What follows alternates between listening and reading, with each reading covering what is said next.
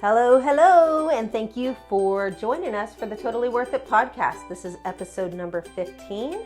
I am Amy Gayhart, and I am here with my hunka burning love, Johnny G. Oh my God. Elvis. Oh. Amy G, we are recording on a Friday again. Yes. Which seems to be our favorite day to record. And Is it our favorite or our only option? Our only option. Okay. But it's also Friday afternoon, and so you're a little bit relaxed, right? Because it's Friday. I am. Maybe not you. Yes.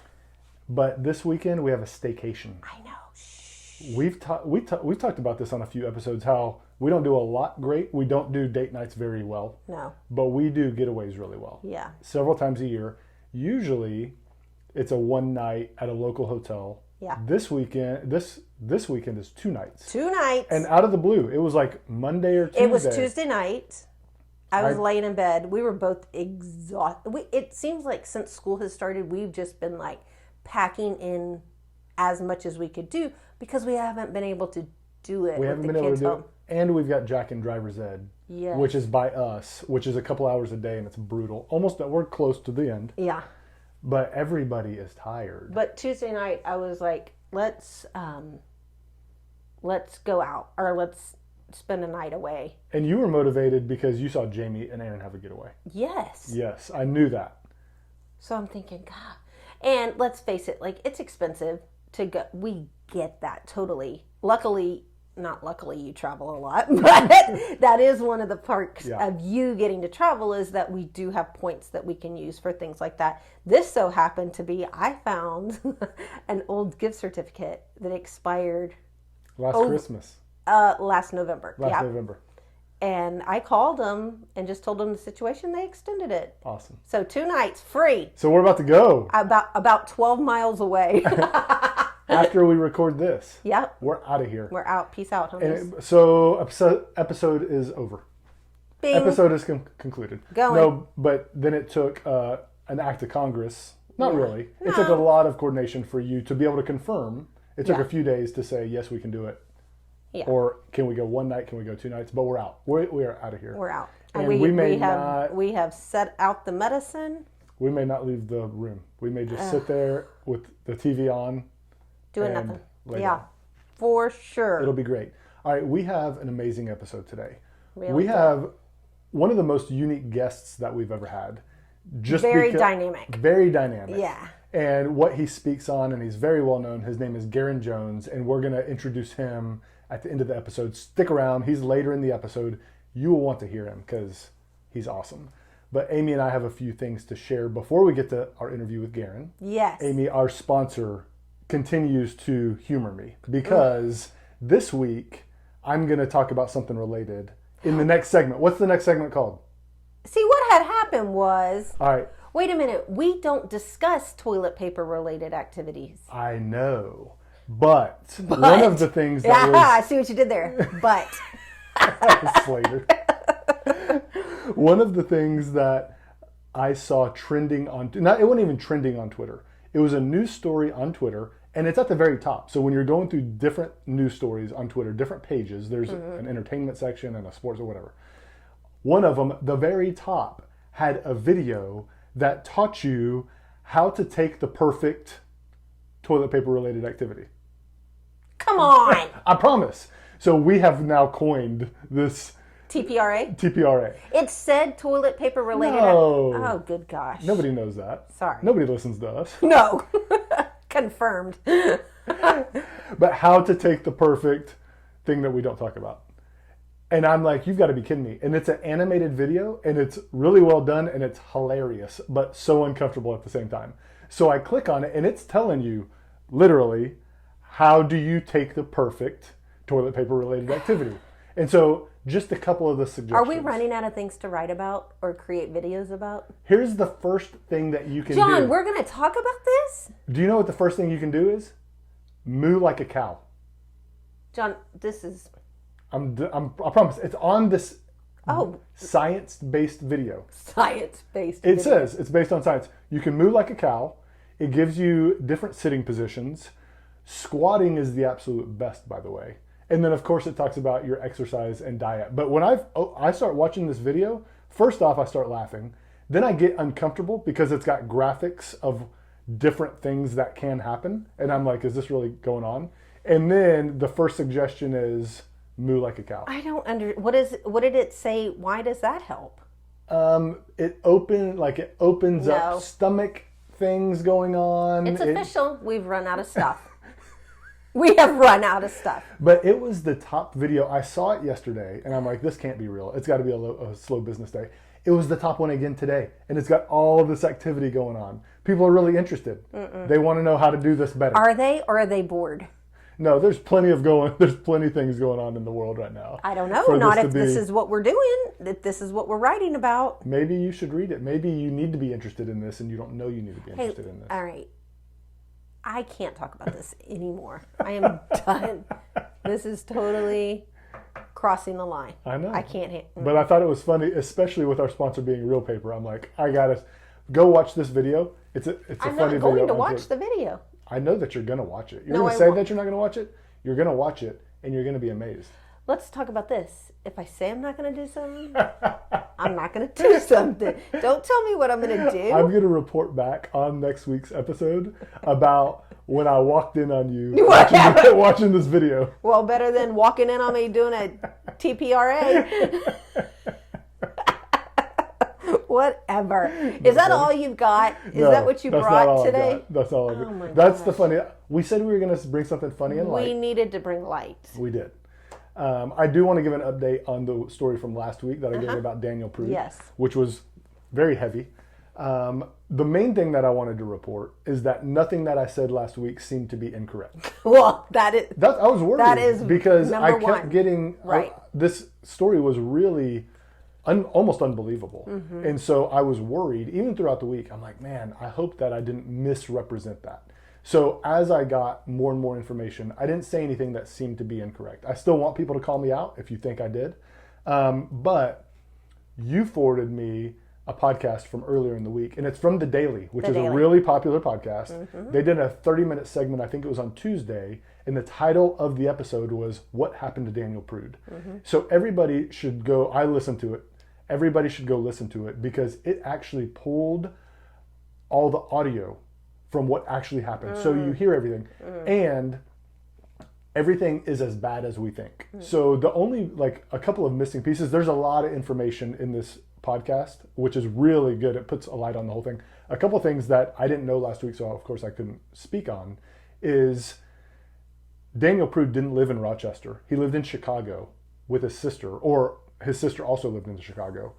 The sister saw that something had been going on with him, sent him up on a train to his brother in Rochester.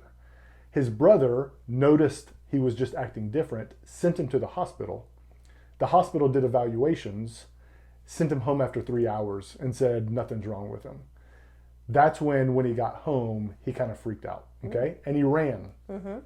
And his brother's on the podcast, you hear all the audio, is concerned because he's out there running and there's a train and he didn't know if he was going to hurt himself. His brother stayed at home and the police came there to talk to him while other police were off handling Daniel Prude. Okay. Next thing the brother hears is that we sent him to the hospital because something went wrong and he got sent to the hospital. His brother could not go see him in the hospital because of COVID. They wouldn't let him go see him until 7 days later. And the reason they brought him in was because there hadn't been any activity and they wanted to see if they wanted to pull him off life support. That was the next time the brother saw him. What you hear going on in the audio, and there's somebody that's narrating, is Daniel Prude was being very cooperative until they put the hood on him. When they put the hood on him, it set him off and he was saying crazy things like, give me your gun, things like that. But he's in handcuffs. And he's naked. And he's naked. So he has nothing on him. Right. He's going crazy. So they got on top of him to restrain him. During the restraining process is when they pressed his head against the pavement. Also, he started vomiting. Okay? And so you hear somebody in the audio say, that's a clear sign of drug overdose. Okay? And so there is that stuff that's going on. They're pointing each other to this is drug induced. Gotcha. Then he stops breathing and they start CPR. But it seems like the people that were there are pointing to drug overdose. It wasn't till, and so then he goes to the hospital. 7 days later, they pull him off.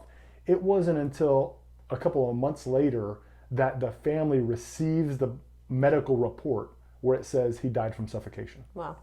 So it's as bad as we thought. Gotcha. Listening to the audio and things there is just very enlightening and very interesting. So everybody go to the Daily Podcast. We're going to put a link to that podcast episode in our show notes so you can go straight there.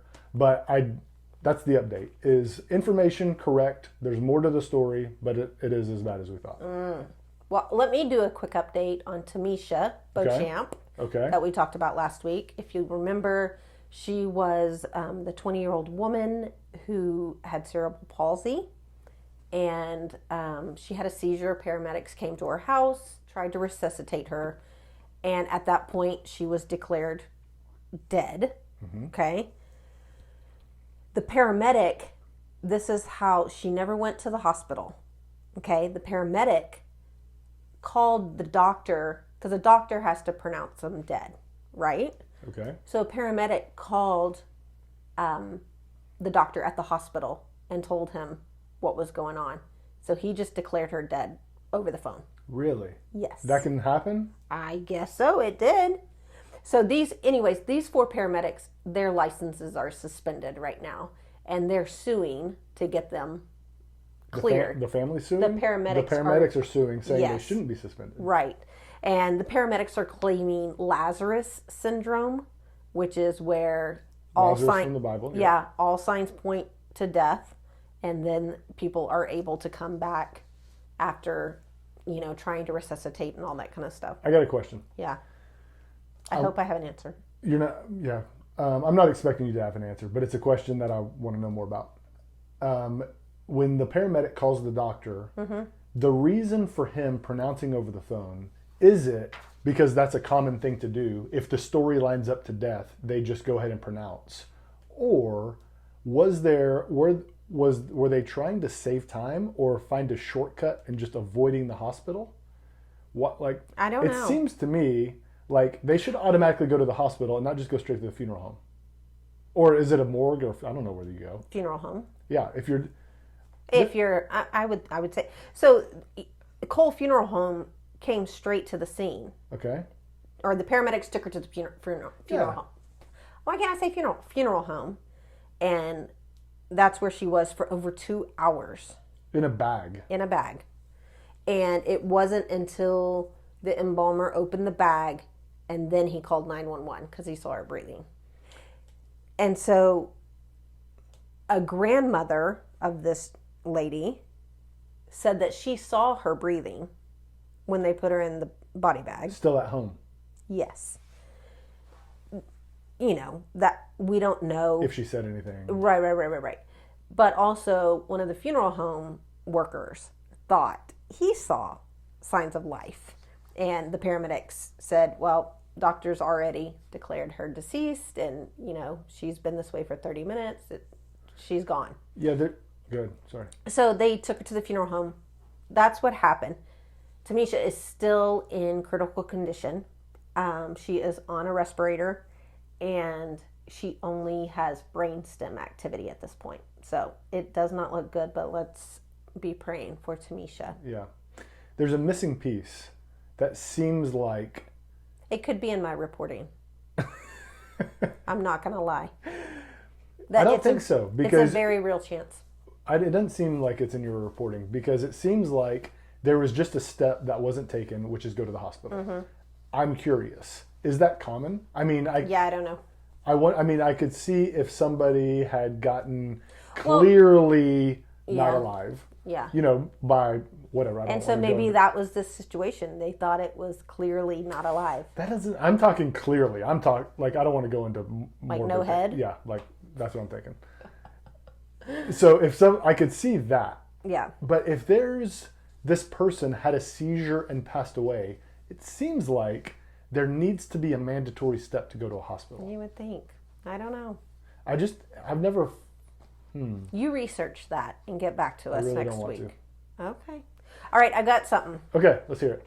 Did you know that there is a National Toy Hall of Fame?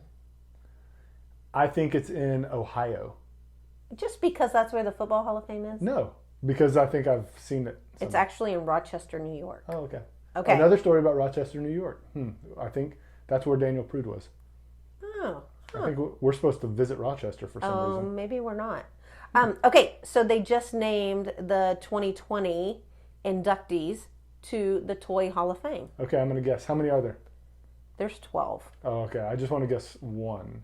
Okay, so this doesn't mean this is the only toys that have ever been in. This is what is being inducted this year. So these are the 12 finalists for induction to the National Toy Hall of Fame. I have a question. Oh boy. Does it state who's qualified? Like you have been I don't know. retired for 5 years? No. Like So these football? are the finalists. 3 will be chosen by a panel of judges, and 3 will be chosen by the public via player's choice. I want to pick. Voting is open September 9th through the 16th, so you can vote. I'm going to. Okay, so here are the nominees. Oh, I feel almost. Am I on the Oscars or the Grammys? Okay. So here they are. Number 1. Let's see how many of these we know. Okay. Okay. Number 1 is Baby Nancy. Never heard of her. Well, she was the first. Well, probably not the first, but the first mass marketed. Is that the word? Mass marketed? Go on to the next, and I'll tell you if it's the right word. I don't know what you're talking about. Mass produced. That's what I meant. Got it. Mass produced African American baby doll. Okay, Baby Nancy. Baby Nancy. All right. Number 2, Bingo. The game Bingo. There was just a game called Bingo. I thought Bingo was like tennis. I thought it's like. No, it was like a board game. You have to have the little cards and everything. Okay. Bingo.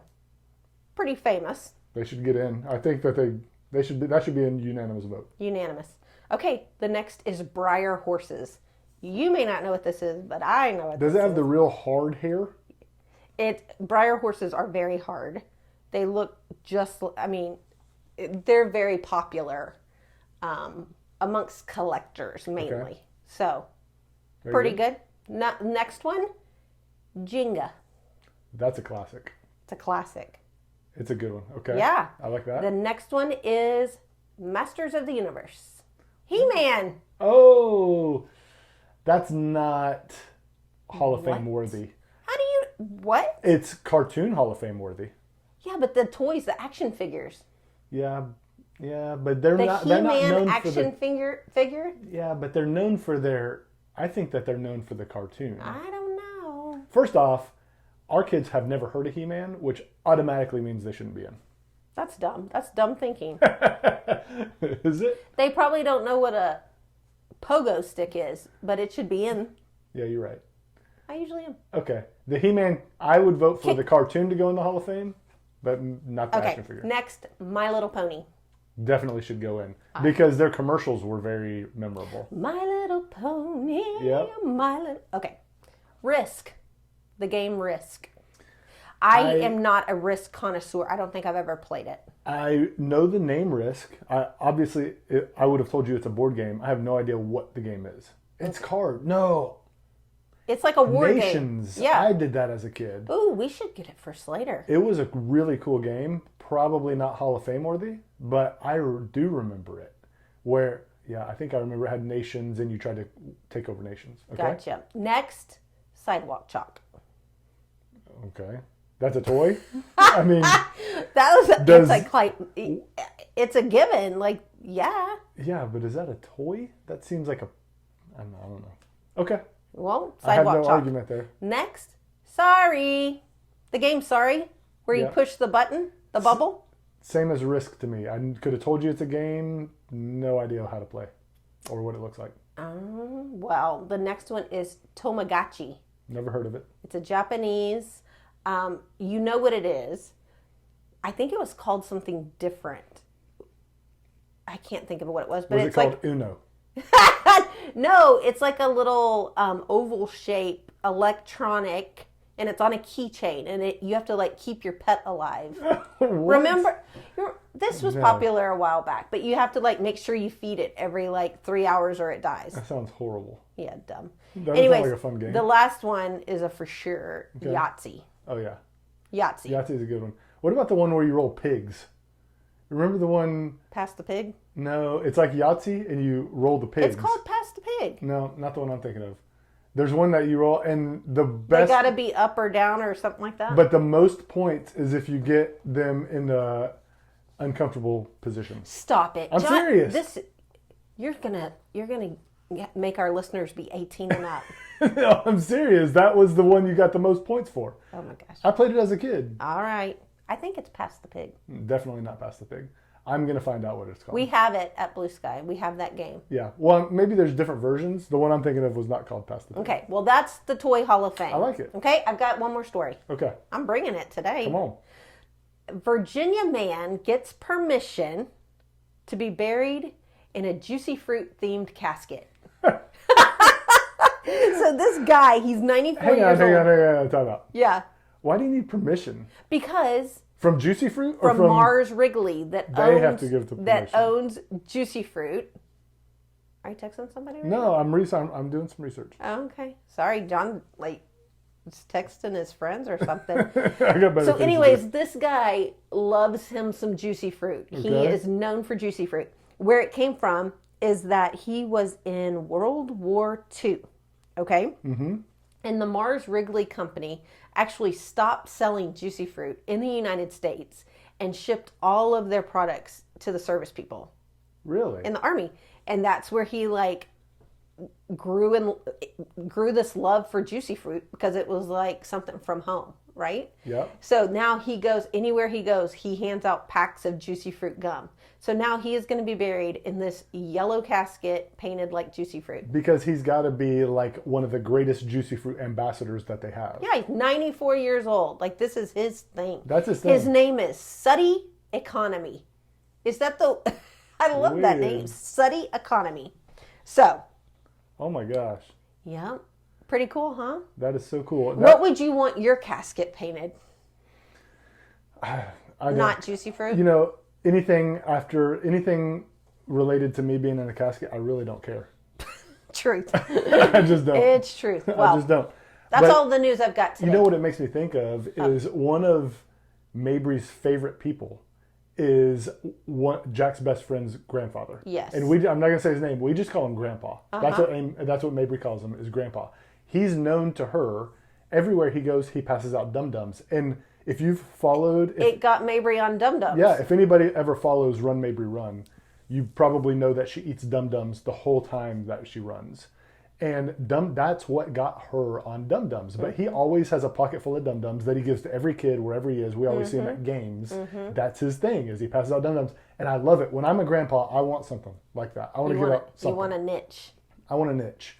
Like Grandpa has Dum Dums, and like this Guy has had juicy fruit. He always had juicy fruit. All right, Amy G, what's the next segment? Well, isn't that special? What do you have for us this week? I don't know if we've ever talked. Maybe we have on this podcast. I mean, we've had so many episodes. So many. This is number 15. It's hard to remember. But if you think number one was like what, January? Yeah. Okay, so it's been a while. Yep. I've slept a couple times since then. So I was wondering if we or any of our listeners have ever, had a discussion about this, but you and I take the boys on a mini vacation without Mabry in the summer. Yeah. Yeah. Just the last 2 years. The last 2 years. The first summer, Mabry had sleepaway camp, Yep. which was the first time, so it was a huge deal. So we took that opportunity to go and spend some quality time with the boys. This year, because of COVID, camp was canceled, but we decided to still go and take that time with the boys. I personally think it's so important.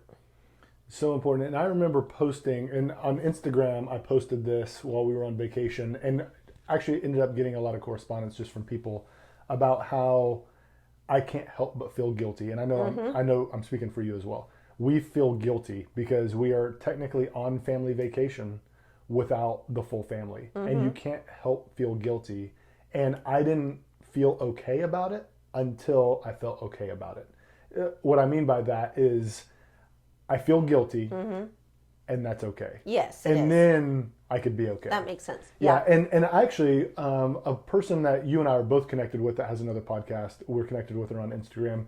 I saw a post from her this week that they're on family vacation, but they left their daughter with special needs at home. Same scenario. And it's okay to feel guilty. You're missing a key component to the family. Right. But it's important and it's healthy to be able to have downtime and kind of be a typical family for 3 days. What was ours? 3 or 4 days? 3 or 4 days. And the key for it is to let the boys run the show. We're going to do what y'all want. Yeah. Because all the other times, we're not doing what you want. Right. We're doing, here are the things that we can do with Mabry. Now y'all pick. Well, that's not the same thing. Yeah. We're going to do what y'all want. And really, in the past, I think we weren't okay with this earlier because Mabry really loved going on vacation. Yeah. The past couple times, it's been hard. We've been fighting. Mabry wasn't happy. Right. So it wasn't fun for her. And that absolutely took the fun out of it for us. Yes. And so the first summer she was at camp. Second year, we had her favorite person in the world here to take care of her. So she was living her best life. Yep. And we were living our best lives. We can do that for 3 or 4 days and be okay with it. Yeah. Totally. So this is me giving permission to families to do that. And it's okay to feel guilty about it, but it's also okay to do it. Yeah. In my opinion. For sure. You're going to feel guilty. Yeah. You should feel guilty. And that's okay. Yeah. To feel guilty. Yeah.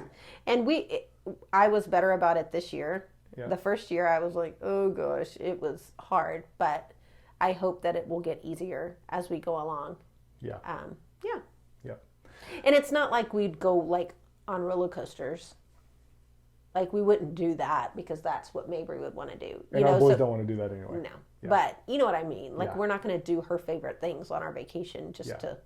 We'll do that with her. Yeah. Yeah. Absolutely. So what I have this week for Isn't That Special is something that we experience all the time. And I experience every night. But one night this week, it just made me laugh. And I appreciate it so much because Mabry is about to be 18. And there's a lot of things that parents wish could happen with their 18-year-old son or daughter that they don't get to happen and we get to happen. I posted on Instagram a couple of months ago how she sits in my lap. Yeah. And I appreciate that because there's a lot of dads who would love for their 18-year-old daughter to sit in their lap. What I experienced this week is Mabry's routine going to bed. She falls asleep sitting next to me on the couch. Yes. We move her to our bed because she won't go to her bed. Right. She gets into a deep sleep in our bed. Then when it's time for us to go to bed, I move her in, and she's in a deep sleep. I move her into her room. Yes. Okay, so that's the routine. So one night this week, I walk in to our room where she's asleep, and this is what I see. First off, her pajamas that she sleeps in is a full body suit. Yes. That has a zip up. It's designed with a zip up and pockets in the front, but we turn it around backwards so she can't unzip it. Right. Because she's a stripper. She's a stripper. So we tried to put her in something that she can't strip off. Well, she has a bunch of suits, and they all get washed on a regular basis. Except this week, for whatever reason, they weren't. Mimi took a break. Yeah, she took a break. And the only clean one was her Christmas elf suit. Oh, my God. So I walk in, and Mabry is sound asleep on my side of the bed, on my pillow. And what I see is a 17-year-old girl in a Christmas elf suit. On my pillow, no makeup. Well, yeah. Okay. Drooling all over my pillow, snoring like a man. She can snore like a man. And I just sat there and I smiled because most 17-year-old girls would not ever allow themselves to be caught looking and acting like this. Yeah. Right? Hey, say what she did when she put that elf suit on. The material is like a because she really... obviously hasn't worn it since January, February, right? And the material is different than all the rest of her suits. It's like a velvet. It's like almost a velvety. velour. Yeah. And so I put it on her and she looks at it and she's kind of got this pot belly. Yeah. And she looks down at it and she just starts rubbing it. Like it's, rubbing her belly for good luck. Yeah. And so I just sit over her and I'm just smiling because I'm like, what a joy it is. I'm looking at the rawest form of a 17-year-old girl. Most 17-year-old girls want to be seen in makeup. They don't want to, they're not going to be seen like that. They're not going to be drooling all over the place. They would be mortified if somebody, even their dad, saw them like this, snoring like a grown man. And I'm like, these are one of the things that I appreciate. Yeah. These are one of the things, there's a lot of things. Why don't you appreciate when I do that? I mean, I don't understand. Because I feel like this is such a double standard. Well, here's why. Is because I think most 42-year-old women who have been married for 20 years probably are okay with their husband seeing them in their rawest form, which could be snoring, could be whatever, it doesn't matter. Yeah. I don't think there's 17-year-old girls that are going to let their dad or their brother or their mom or even their best friend see them in this rawest form of no makeup, wearing something ridiculous, drooling all over the place, and snoring like a man. That's what I did last night. And so I just love that. And it's one of the things that we love about Mabry anyway, because she never cares what she looks like. She doesn't wear makeup. She doesn't care about her clothes. She likes makeup. She likes makeup, but she doesn't need to wear it. No. She's not concerned about, you could put, it doesn't matter what the t-shirt says, she's going to wear it. She just wants her favorite things on her shirts. Yes. Yeah. That's funny. That was my... Isn't that special moment is watching her sleep. How about when she ripped the biggest burp ever during dinner last night? Over and over, like, oh, you feel better? And then a bigger one. Yeah. And then, oh, you feel better? And she would just grin, and then a bigger one. And sometimes when she burps, then she or passes gas, then she'll point to her stomach. Like, man, I feel better. Oh, my word. All right, Amy G, what you digging this week? Okay, so I'm a little late to the party. Okay? Yep. But have y'all ever used a Yeti? That's dumb. Everybody's used a Yeti. Okay, but no, here's why. The only Yeti that I've ever had... And you can't talk bad about it, by the way. I'm not going to talk bad about it, but it was a Fetty. It was a fake Yeti because it didn't keep things cold.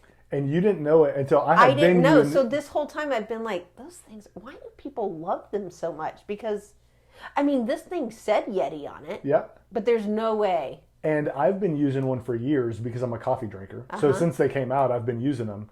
And one day, you didn't know yours was bad. And one day I couldn't find mine. So I used yours. Yeah. And 30 minutes later, I'm like, Amy, this is horrible. I had what no is idea. This? So this whole time I've been like, why do these people this is not good. And so, and also, I'm a Diet Dr. Pepper drinker. And we don't keep it in the house because I think that's going to make me, it's a psychological thing. I think I'm going to drink less. But I love a good styrofoam cup. Yes. Right? So I would just go get a Diet Dr. Pepper in a styrofoam cup. So I never needed a Yeti, right? And so when I stopped, when I started cutting back on Diet Dr. Pepper, I started using a Yeti for my pink drink that I was drinking. Yeah. And I'm like, my gosh, this thing is awesome. Because I was using yours. That worked. It worked. You haven't seen it in a while, have you? No. I left it at the fantasy football draft. Mine? The silver one. Oh, Jenny. Anyway. Amazing. Welcome to the party, Amy. Welcome to the party. How many years? You think 6 or 7 years? Longer. Really? Yeah, I think so. Oh my gosh. Well, this just happened in the last 2 months. So. Yeah, they're those pretty Yetis amazing.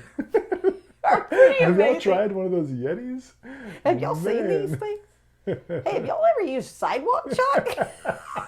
That stuff is awesome. It should be in the Toy Hall of Fame. It should. So, Amy, can you give an introduction to Garen Jones? I can. So, Garen and I actually grew up in the same town, Missouri City, Texas, right outside of Houston. We attended high school together at some point. And Garen just has an amazing story, an amazing testimony. He went from being homeless, living in his car, to multimillionaire, speaking all over the world. And so it's just a really cool story. He's a dynamic speaker. He's inspirational. And I just think everybody is going to love hearing from Garen. So you guys stay tuned because my friend Garen Jones is up next.